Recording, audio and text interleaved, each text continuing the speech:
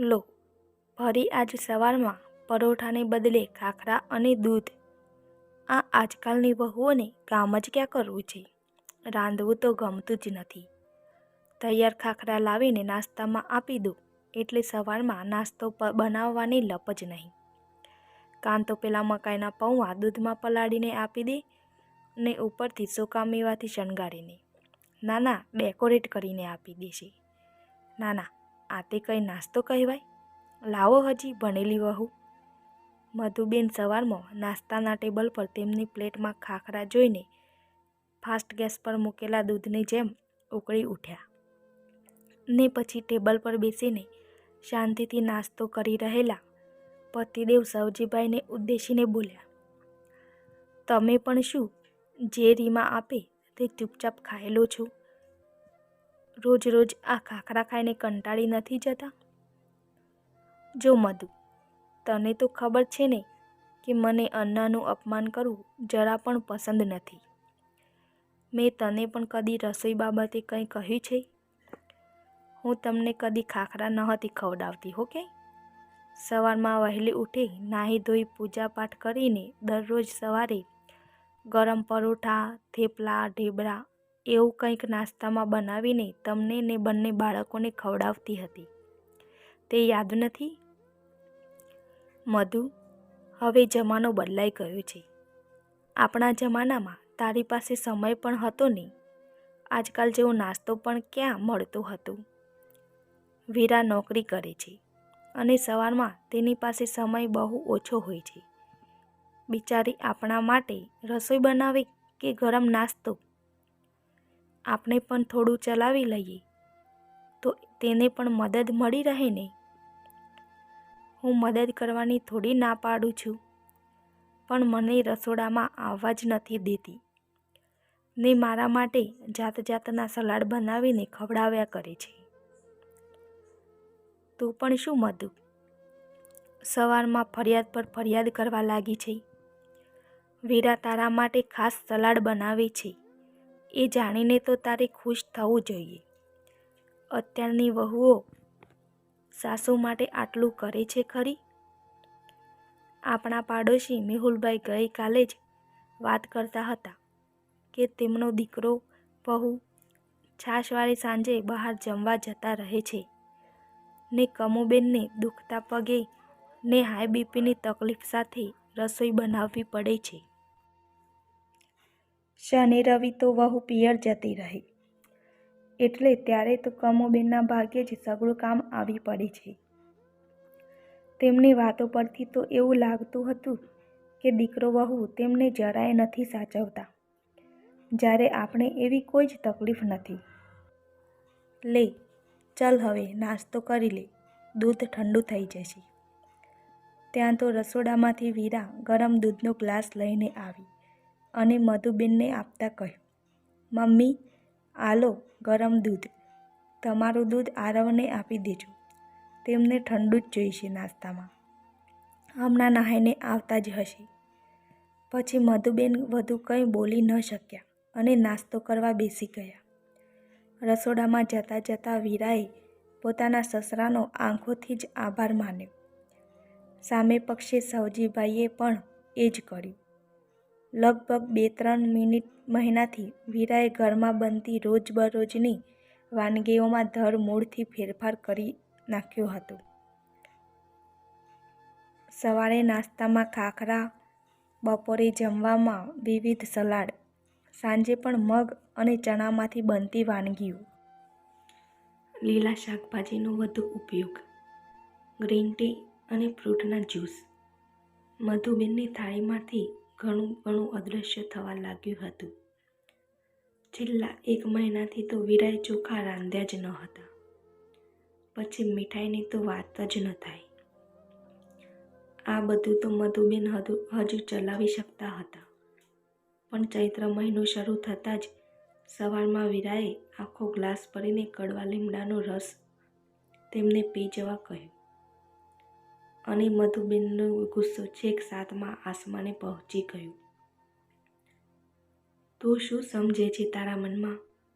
શું હું કંઈ જાનવર છું કે ઘાસફૂસ જ ખાધા કરું? તારા આ સલાડ ને શાકફ્રૂટના જ્યુસ ઓછા હતા કે સવારમાં આ લીમડાનો રસ લાવીને ધરી દીધો? હું ઓછું ભણેલી છું તેનો તું લાભ ઉઠાવે છે ને? હું 4 મહિના પહેલાં બીમાર હતી, હવે નથી. ના જાણે સવાર સાંજ શેની ગોળીઓ ગળાવા કરે છે મને. હું હવે એક પણ ગોળી નહીં ખાઉં ને આ બીમાર લોકોવાળું જમવાનું તો બિલકુલ જ નહીં ખાઉં. તને બનાવવાનો કંટાળો આવતો હોય તો કહી દે, રસોઈ બનાવીને તમને બધાને જમાડવાની ત્રેવડ છે હજુ મારામાં. મધુબેન ગુસ્સાથી કાંપવા લાગ્યા. તેમની આ બૂમાબૂમ સાંભળીને આરવ અને સવજીભાઈ પોતપોતાના રૂમમાંથી હોલમાં દોડી આવ્યા, પણ વીરાએ તેમને ઈશારો કરીને ચૂપ રહેવા જણાવ્યું. મધુબેન ધડામ લઈને સોફા પર બેસી ગયા. વીરા બિલકુલ તેમની સામેની ખુરશી પર બેઠી અને મધુબેનનો હાથ પોતાના હાથમાં લેતા બોલી, જુઓ મમ્મી, આ બધા જ ફેરફાર તમારી તબિયત માટે જ કર્યા છે. તમને યાદ છે ને? તો તેનું શું? ડૉક્ટરે તો કહ્યું હતું કે બધું જ બરાબર છે. તાવને લીધે થોડી અશક્તિ છે. થોડો સમય શક્તિની દવા કરવી પડશે. બીજું ક્યાં કંઈ છે મને? મમ્મી, તમને બીપી અને ડાયાબિટીસ બંને છે ને તે પણ 3 ચોકડી. હે? 3 ચોકડી ડાયાબિટીસ? મને ના હોય. મધુબેન આ સાંભળીને એકદમ જ ડઘાઈ ગયા. વીરાએ ફરી પોતાની વાત આગળ ચલાવતા કહ્યું, મમ્મી, આ બધું જ જમવાનું ડૉક્ટરે સૂચવ્યું હતું તે પ્રમાણે જ હું બનાવતી હતી. ઘરમાં બધાને આ વાતની ખબર છે. વિશ્વા દીદીને પણ ખબર છે. તેઓ પણ અમને ફોન કરીને તમારા સમાચાર પૂછી લે છે ને 3 મહિનાથી તેઓ અહીં પિયર તમારી પાસે આંટો મારવા નથી આવ્યા. એ આવે એટલે તમે કંઈક મિષ્ટાન બનાવવાની ફરમાઈશ જરૂર કરો છો. એટલે જ હમણાં તેઓ પણ નથી આવતા.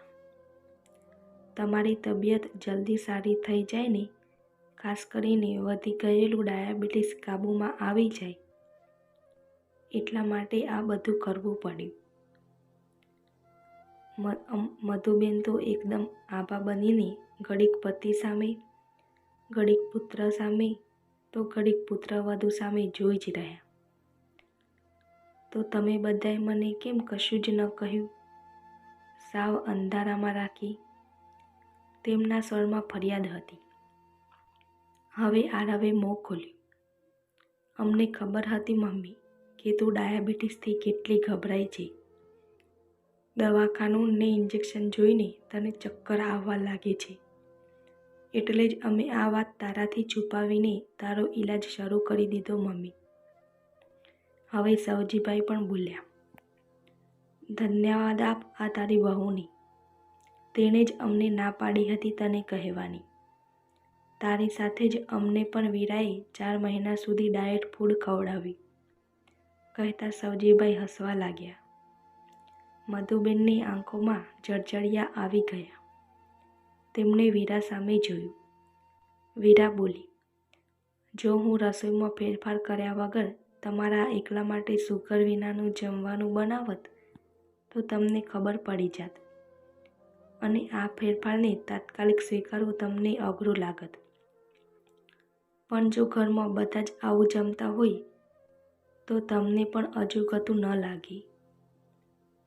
હું તને જે મનમાં આવે તે બોલતી રહી, પણ તું એક શબ્દ પણ સામે ન બોલી કે ન મને કંઈ ખબર પડવા દીધી ને મારો ઈલાજ પણ ચૂપચાપ કરતી રહી.